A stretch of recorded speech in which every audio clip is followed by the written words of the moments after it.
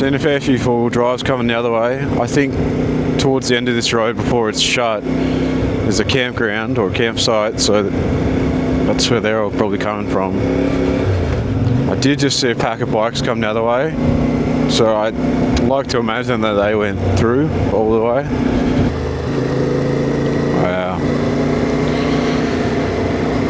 It's looking pretty epic here.